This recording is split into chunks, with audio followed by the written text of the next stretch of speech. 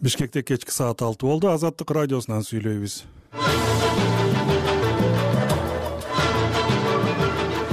Эсенсизби, бүгүн 19-март жекшемби кечки берүүнү мен Сабыр Абдымомунов алып барамын. Жарым сааттык туризм темалары.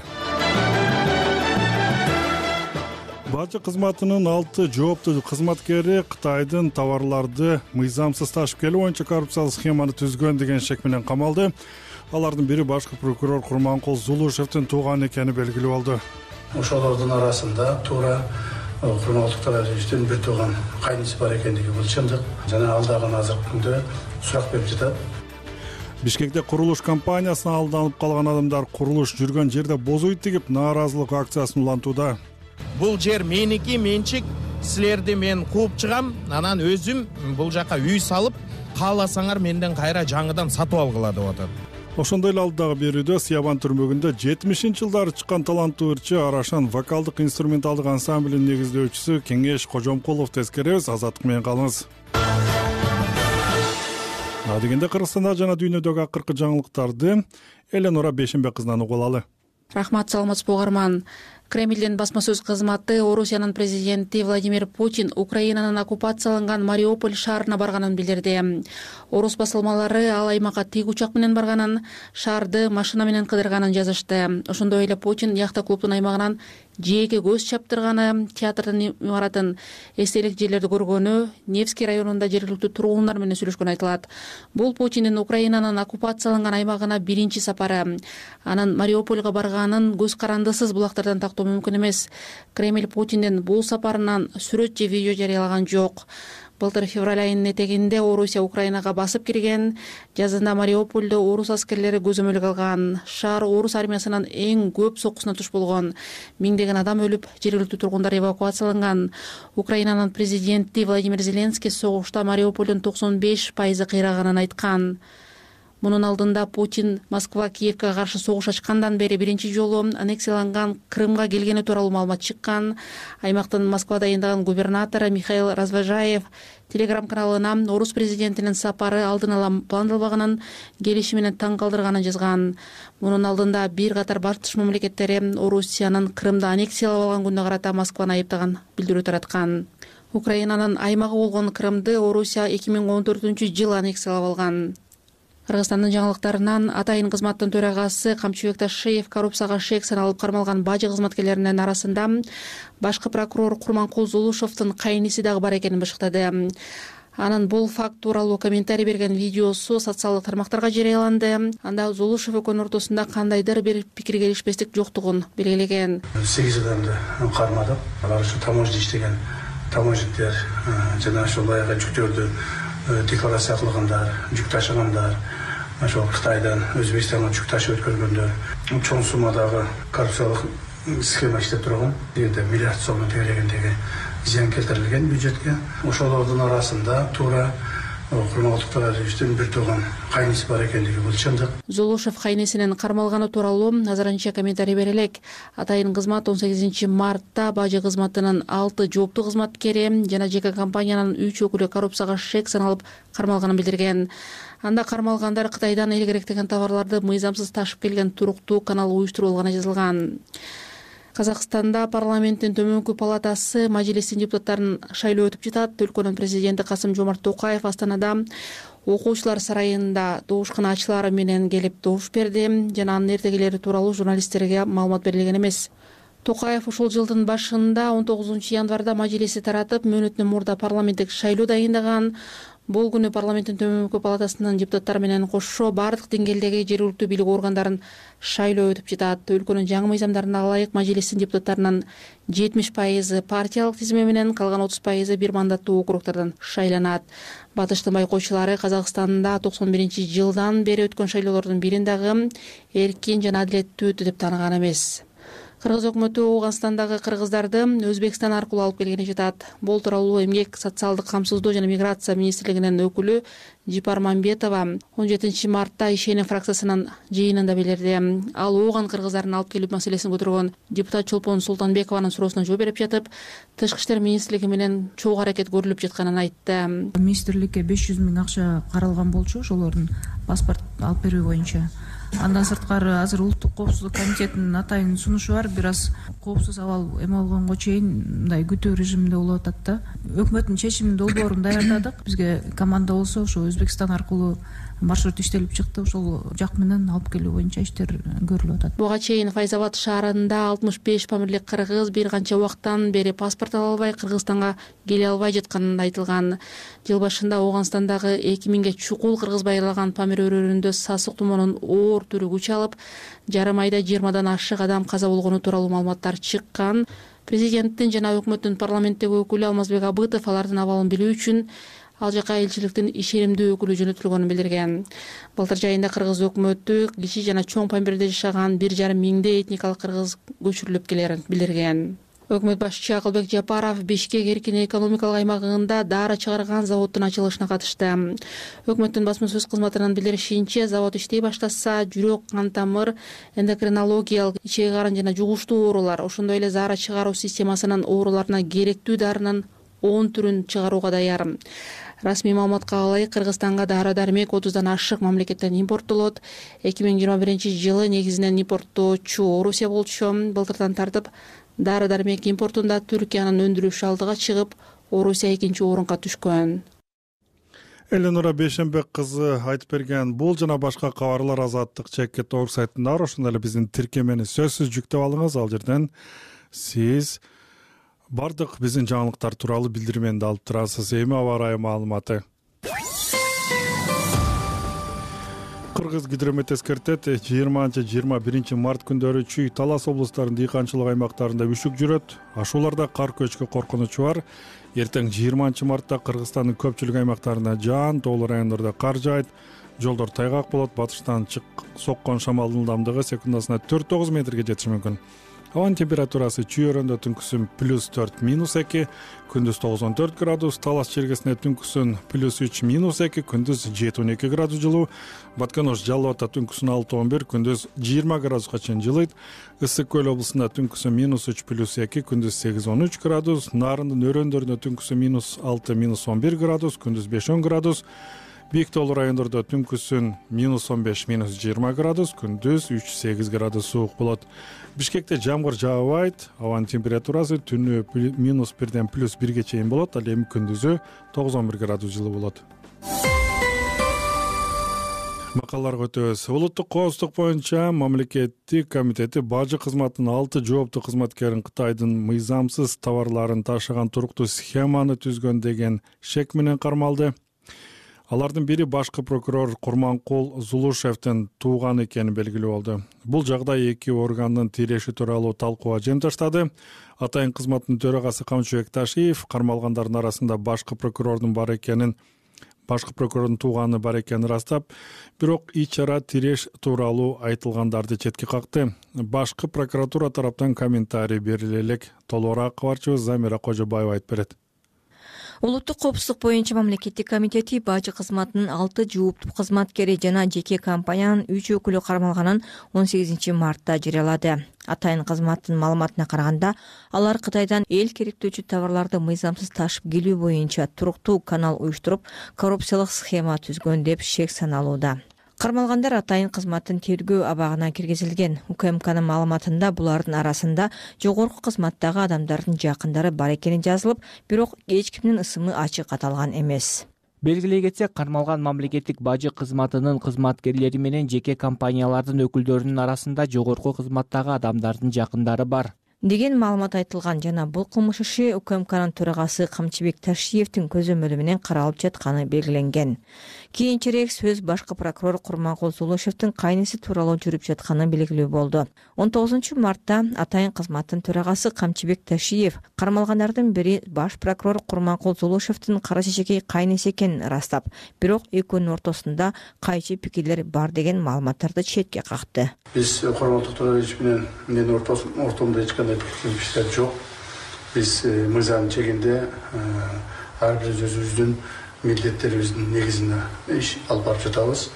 Адамдардын кармалышы боюнча да туура ошолордун арасында туура Курманкул Торовичтин бир тууган кайнысы бар экендиги бул чындык.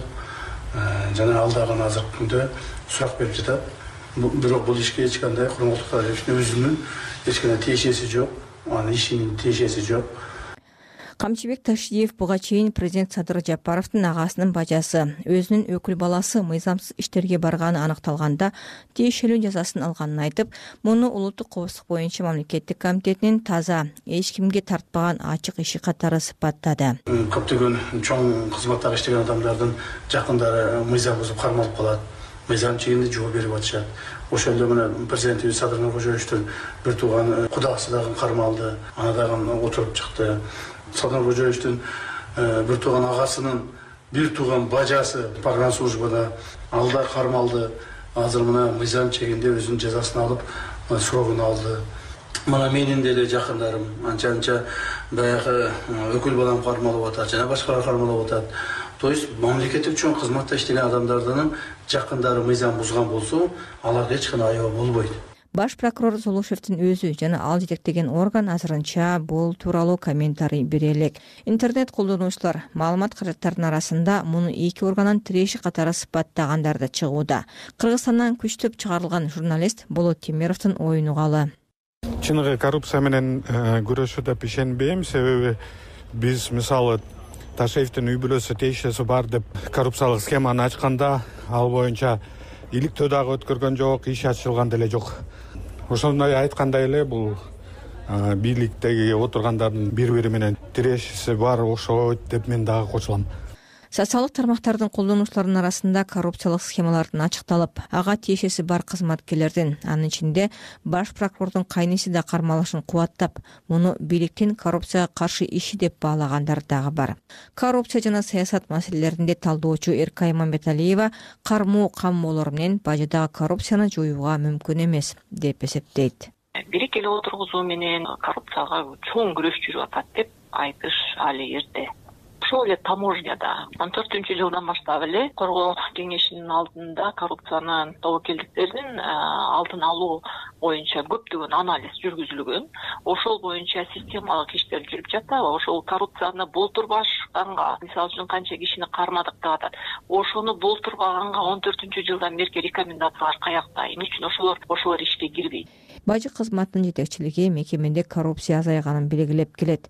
Мекеменин төрагасы Самат Исабеков 9-мартта Facebook'тагы баракчасы аркылуу Азаттыктын суроосуна жооп берген учурда тармакта системалуу түрдө мурдатан бери түзүлгөн коррупциялык схемалар жок деп айтканы талкууга түшкөн. Азыркы күндө бажы кызматында системалык түрдө мурдатан бери түзүлгөн схемалык коррупциялардын жоктугу толугу менен кыскарта албасак дагы дээрлик азыркы күндө колубуздан келген аракеттерди жасап атып, болушунча минималдаштырдык деген Исабеков. Бажыдагы коррупциялык схемалар боюнча жаңжал 2018-жылдан тарта коомчулуктун назарында. Бул темада журналисттик иликтөөнү Азаттык радиосу, уюшкан кылмыштуулукту жана коррупцияны иликтөө долбоору жана Клоп порталы жарыялаган. Ушул айдын башында Борбор Азияда мыйзамсыз жүк ташуу империясын түзөгөнү айтылган жана жогоруда аталган иликтөөлөрдүн каарманы чуулгандуу ишкер Хабибулла Абдыкадырга тиешеси бар компаниялар Бишкекте ири мейманкана жана мечит сала турганы ачыкка чыгып, түрдүү талкууларды жараткан. Хабибулла Абдыкадырдын ысымы элге бажы кызматынын төрагасынын мурдагы орун басары Райымбек Матраимов тууралуу иликтөөлөрдөн кийин белгилүү болгон. Курулушту баштоо иш-чарасында Хабибулла Абдыкадыр менен президент Садыр Жапаровдун катарлаш жүргөнү коомчулукта түрдүү пикирлерге жем таштап, президент Садыр Жапаров кабар агенттигине Абдыкадыр жөнүндө комментарий берип, аны өлкөгө акча салган инвестор деп атаган эле. Замира Кожобаева, Азаттык, Бишкек. Азаттыктан уктуруубузду улантабыз. Бишкектеги Акунбаев менен Молдокулов көчөлөрүнүн кесилишиндеги курулушта боз үй тигилип, эл чогулуп, курулуш компаниясына алданып калганын адаттанууда. Алар үйдүн пайдалуу түптөлө баштаганда эле батир сатып алып, бирок үйүнүн курулуш аягына чыкпай токтоп калганын, маселеси 5-6 жылга созулуп кеткенин айтышууда. Теманын чоо жайы кабарчыбыз Жазгүл Эгембердиеванын материалында. Биз бул жактан Б блоктон квартира алганбыз 2020-жылы. 2 баланын жалгыз бой энеси Гүлзура Токтомаматова тигүүчү болуп иштеп, чогулткан акчасына 3 жыл мурда Бишкектеги Көкжар кичи районунан 1 бөлмөлүү батир сатып алган. Тапкан ташыганы толук кандуу үйгө жетпегендиктен батирди пайдалуу жаңы казылып баштаган курулуштан алган. Однокомнатный квартира алдык, 44 метр квадратты алдык. Алар алганда дагы биз сразу эле уже 1 миллион 200 миң сомго квартира бааланса, биз деген мен сразу эле 1 миллион сомду төлөп койгонмун. бир жылдан кийин анан уже күлүштү берерде 200 миң бересиз деп сүйлөшкөн, ошол боюнча сүйлөшүп койгонбуз. Келишим 2020 жылы түзүлгөн. Курулуш компаниясынын иши 2021 жылы аяктап, үй бүлөгө жаңы батирдин ачкычы тапшырылмак. Бирок андан бери 3 жыл өттү. Гүлзура балдары менен дагы деле туугандарынын үстүндө жашаганга аргасыз. Келиндин айтымында ал келишим түзгөн М-строй групп компаниясы милдеттемелерин аткарбай, курулуш аягына чыкпай токтоп калган. М-групп строй компаниясынын пайдубалы казыла баштаган объектиден үй сатып алгандардын саны 250 үй бүлөгө чамалайт. Алар 5-6 жылдан бери эңсеген батирине жете албай убара. Акыркы 3-4 күндөн бери курулуштун маңдайына боз үй тигип, талаптары жазылган плакаттарды илип, бийликтин көңүлүн көйгөйүнө бурдургусу келет. Мен ушул үйдүн 9-кабатынан алгам. Канат Эгембердиев да курулушу токтоп калган дал ушул объектиден 2020 жылы бир бөлмөлүү батир сатып алган. Ошол кездеги $17 миң куну 1 миллион 200 миң сомго чукулдап, бул каражатты курулуш компаниясына толугу менен төлөп берген. Ал акчага алданганыбыз аз келгенсип, эми үй турчу жер дагы талашка түшүп жатат деди. Жанчар Калиев деген да бир жигит пайда болду. Бул жер меники, менчик, силерди мен кууп чыгам, анан өзүм бул жака үй салып, кааласаңар менден кайра жаңыдан сатып алгыла деп атат. Анан биз кандай болот? Биз деген госрегистрден документтерибиз бар десек, ал жок, бул жер меники, силер эмне кылсаңар ошону кылып алгыла, кааласаңар менден кайра сатып алгыла деп атат. Маселенин күнгөй тескейин акциянын катышуучулары менен жолукканы келген Бишкектин Октябрь райондук администрациясынын башчысы Азамат Дороев түшүндүрүп берди. Анын сөзүнө караганда, бул 2017 жылдан бери чечилбей келген маселе. М-строй групп менен Креатив аттуу эки компания келишим түзгөн. Ага ылайык Креатив компаниясына таандык жеке менчик жерге М-строй групп көп кабаттуу үйлөрдү куруп бериши керек болчу. Бирок курулуш компаниясы кардарлардан акча чогултуп алганы менен курулушту өз убагында бүтүрүп берген эмес. Мындан улам Креатив келишимди бир тараптуу бузуп сотко кайрылган. Курулуш компаниясынын үстүнөн үлүшчүлөр да арыз жазган. Былтыр М-строй групптун жетекчиси Медетбек Бегинбаев камакка алынган. Азыр бул сот иштери уланууда. Биз азыр тиги тарап менен сүйлөшөбүз, өзүбүз тарап менен сүйлөшөбүз. Бул жер канчанчы жылы 2006 жылы кандай берилген, 2011 жылы кандай негизде тиги менчик өтүп кеткен. Креатив компаниясы менен М-строй групптун ортосунда келишимдер, жерди кандай бөлүшүлгөн, үйдү кандай салабыз деп экөөнүн ортосунда келишим бар да. Ошол кандай болгон, ошонун баарын териштиребиз дагы. Күч органдары менен биргеликте чечебиз. Акимдин айтымында Бишкектин Октябрь районунда эле ушул өңдүү 4 курулуш объектисинин айланасындагы териштирүүлөр жүрүп жатат.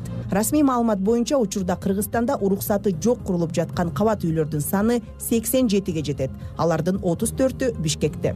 Бул арада Көкжар жаңы конушундагы боз үй тигилген акция улана берет дешет анын катышуучулары. Маңдай терибиз менен тапкан каражатыбыз кайтарылып берилсин же биз сатып алган батирлердин курулушу жакын арада бүтүрүлүп, бизге ачкычтар тапшырылсын деген талабы күч. Жазгүл Эгембердиева, Азаттык. Азаттык радиосуну угуп жатасыз. Бүгүнкү алып баруучу мен Сабыр Абдымомунов. Эми жаңылыктардын кыскача түрмөгү. Кремлдин басма сөз кызматы Орусиянын президенти Владимир Путин Украинанын оккупацияланган Мариуполь шаарына барганын билдирди. Мунун алдында Путин Москва Киевке каршы согуш ачкандан бери биринчи жолу аннексияланган Крымга келгени тууралуу маалымат чыккан. Атайын кызматтын төрагасы Канчыбек Ташиев коррупцияга шек саналып кармалган бажы кызматкерлердин арасында башкы прокурор Курманкул Зулушевдин кайниси да бар экенин бышыктады. Казакстанда бүгүн парламенттин төмөнкү палатасы мажилистин депутаттарын шайлоо өтүп жатат. Кыргыз өкмөтү Ооганстандагы кыргыздарды Өзбекстан аркылуу алып келгени жатат. Ушул жана башка жаңылыктар Азаттык Чекит.org сайтында.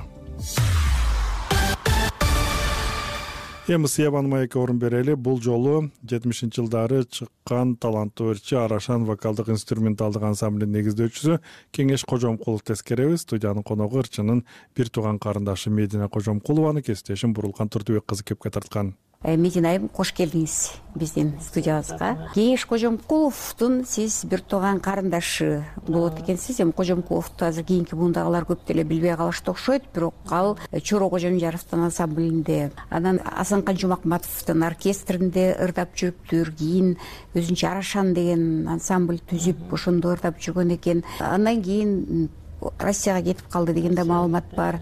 Иши бул адамдын тагдыры көп кырдуу экен да, кыскасы. Баягы эстердин убагында бир огонек деген берүү бар эле го. Ошол берүүдө 70-жылкы чыгарылыш экен. Ошол чыгарылышта черемшина дегендерди аткарып атат украин тилинде. Карабайсызбы, эми ошо Россияда голубой огонёкто ырдаса дагы төшүндө орденин сурап атыптырмын мен. Анан кийин кыргызча форма менен чыкканына ыраазы болом да. Ошо 70-жылдар ал кезде СССР бир чоң өлкө деп эсептелчү да. Ушул ырдын өзүн YouTube'га 1 жыл мурда коюшуптур. Ошондон бери бир 22 миңден ашык киши көрүптүр. Анан талкуулап атышат, абдан үнүнө суктанып атышат, бир топ суроолорду берип атышат да. Мен ошол суроолорду сизге берейин деп атам. Ал жерде мисалы үчүн бирөө сурап атат, ушул Кеңеш Кожомкулов кайда төрөлгөн, даректайны барбы, анан туугандары барбы деп. Эми байкем 42-жылы Кемин районунда Тар суу айылында төрөлгөн да. Тар суу 8 жылдык мектебин окуп аткан кезде, анан мен анда бала кезим, анан байкемди опера балетте ошол жакта бир топ иштептир. Анан 60-65 жылдары консерваторияда Ташкентте окуп калат. Аяктан келгенде андагы заманда башкача эле, каяка гастролго барса ошол жака чакырып аткан кездер экен. Кондочалова, Бегматовалар аябай үнүн аябай ценит аябай жакшы көрүшчү да. Анан алар каяка мындай чакыруу менен барып эметсе дагы байкемди такай алып кетишчи да. Себеби үнүн ушунча баалашчу алар. Байкем Благовещенкада болуптур, Калининградда болуптур, Россиянын кайсы шаарларында ырдап эмне кылса ошол жактан предложение кылыптыр да. Калып бизге иштеп берди. Сардарбек Жумалиев айтып атат, ушул Чоро Кожомжаровдун ансамбли менен биз Сибирди, Ирак чыгышты, Украинаны бүт түрөө кыдырган учурларыбыз болгон деп. Анын катарында ушул Кеңеш Кожомкулов дагы болгон экен да. Ошо сиз айткандай, балки ошо кайсы бир чакырык менен кеткен, 2 жолу кеткен экен, Биринчи жолу Калининградка кетип, келинчеги украинка болчу да. Аябай жакшы бийлеген бийчи болчу. Жаңы менин эскерүүсү да. Калининградда мен уже бийге даярданып, формамды кийип эметип атсам дейт. Бир необычный эле бир башкача үн ырдап атат дейт да. Көргүм келди дейт. Анан барып, атайын барып көрсөм, твой брат, оказывается, деп коет. Ошол жактан Наташа менен таанышып, үй бүлө куруп калышат. Ал жеңеңиз барбы азыр? Бар. Жеңем бар, эки эркек баласы бар. Бирөө Манас, бирөө Деңиз деген балдары бар. Анан алар бияка келишти. Анда энатам бар, төрүү кези болчу. Келбейсиң. Эната сагынат да, баласы да. Анан 75-жылдары келишти да. Келип, анан Борика Ала Тоо кинотеатрдын үстүндө гостиница болчу, ошол жакта жашашты. Биякта анан ошондой арашан вокальный, инструментальный, танцевальный ансамбль кылып эметишти. Түзүштү. Ал кезде азыркыдай музыкальный инструментке жетиш, анын сапатын менен табыш деген кыйыныраак болчу да. Микрофонунан бери, инструменттери, анан аны ойногон балдары ошону Россиядан ала келген да. Мен анда студент болчумун. Анан аябай жакшы түшүшкөн. Ал ансамбль 5 жыл иштептир, анан 80-жылы тарап кеткен турбайбы? Тарашынын себеби эмнеде деп айтчу эле агаңыз? Эми тарашы мындай болуп калды. Бул гостиницада эле жашап атышты, анан кийин семейный кишиге кыйын болуп калды болуш керек. Анча эле Новгороддон Наташанын үйү под снос кетти. Ошо байкемдерге 3 комната квартирасы берилди, апасына бөлүк берилди. Анан Новгороддо Тастропович атындагы филармонияга барганда эле ошол жака кирет да, анан ошол жактан кайра ансамбль уюштурушат да. Ал жерде көп жыл иштешти. Бияк менен биротоло кол үшүп, биротоло ушул Орусияда жашаш үчүн кетип атам деди да, Эми мындай болуп калды. Бул иш Арашанга чейин эле мамлекеттин сыйлыгы, дух берчү эмес беле. Так айта албайм, ошол кезде байкеме награда берет. Өзү айтып жүрчү. Орденге приказ чыгып, анан ал объявить этилип, газетага чейин чыгып, 1 айга жакын ушундай дуулдап эме болгон дейт да. Анан последний эмеде мен толук билбегенден айтпай эле койгонум оңго. Айсулуу Токонбаевагабы же Токонбаевдин өзүнө ошондо кайра тияка берилип калыптыр да. Анан ошондо байкем таарына түшкөн экен. Анан ошондо мен 2 сааттын ичинде даярданып туруп кетип калдым деди да. ошондо жаңы эле благовещенкадан келишиптир, Бегматовалар болупчу. Кундучалов эже жакшы эле айтты дейт, кеңеш мындай акырындап эле иштеп турчу бияка. Бул бир эле жылда же болбосо бир эле күндүк эмес. Эң негизгиси сен таланттың, кайталангыс үнүң бар депчи. Мен жаш кезде, курч кезде ошентип Благовещенкага кетип калдым дейт. Калининград ошол жактан чыгыртып алыптыр да. Бул кайсы жыл болуп атат ошондо? Карашанга чейин. Учурда айтып атасыз да. Бирок ошол өтө кыялы, чукул, чапчаң адам болчу деп замандаштар эскерип атышпайбы азыр? Анан Арашандын тарашына да ошол себеп болду деген сөз айтылат. Мен деп ойлойм да, чыгармачылык адамдар чурт кыял болот экен да, анан кийин аябай решительный эме кылат. Ушундай характери бар болчу бекем. Арашанга келгенде дагы жананча эмгек менен түзүлдү да Арашан. Андай аппаратура эмне жок болчу. Анын формаларын ошо Россиядан тиктирип келип эме кылышты да. Мамлекет тарабынан жардам болгон жок чыны. Үй бүлөлүү болсо, анан кийин гостиницада жашаса анан ыңгайсыз болду да. Ошентип анан кийин кайра кетип калышты. Кайра келем деп эле бизге ошондой маалымат менен кеткенде Новгороддун эмесине уюштурушуп, анан ошойдон ошол жакта иштеп калышты да. 3000 жылдыкты ошондо келип, анан Ошко барганбыз. Махматовда ошо жакта экен байкуш киши, анан эркек киши ыйласа жаган болот экен, экөө кучакташып алып тим эле ыйлап, ал киши дагы кеңеш кетпей коетур, жок дегенде бир жума кайра жаңы аранжировкалап коелу ырларыңды деп ошентти. Анан аңча тияктан чакырык болуп калды. 2 жума 3 жумадан кийин мен кайра келем деп ошентип кетти. Келе албай калды. Ошондо бөйрөгү ооруп ошентирчү. 18-жылы каза болуптур, 18-жылы. Анан ал сөөгү кайда коюлду? Сөөгү ошо Новгородко эле коюлду. Балдары болбосо дагы анда эме кылат элекем. 2 эркек баласы бар. Наташа дагы, балдары, балдардын келинчектери, неберелер бүт Кожомкуловдор да. Бизге тамашалап койчу. Мына папашанын атын мен Россиянын жартысына жайылтып жүрдүм деп. Балдарынан өзүнүн жолун жолдогондор болду, ырчылар чыктыбы? Бирөө скрипкада бүттү, бирөө пианинада бүттү да. Голубой огонёкту көңүл турут деп которуп жүрөсүзбү?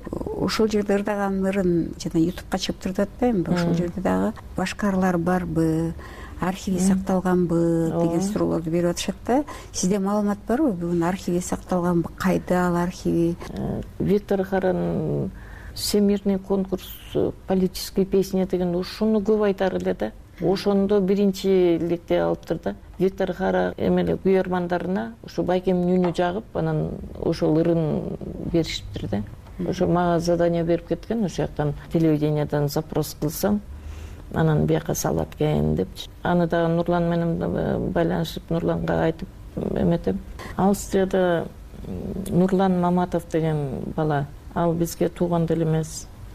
Бирок байкемдин жана Жамилада кинодо Даниярдын арабада кетип бараткан ыры бар эмеспи? Ооба, 69-жылы чыккан Поплавскаянын тартуусундагы Жамилада, ооба. Анан ошол ырын ошо Австрияда жүрүп угуп 2-3 жылга чейин издептир. Ким ырдаган?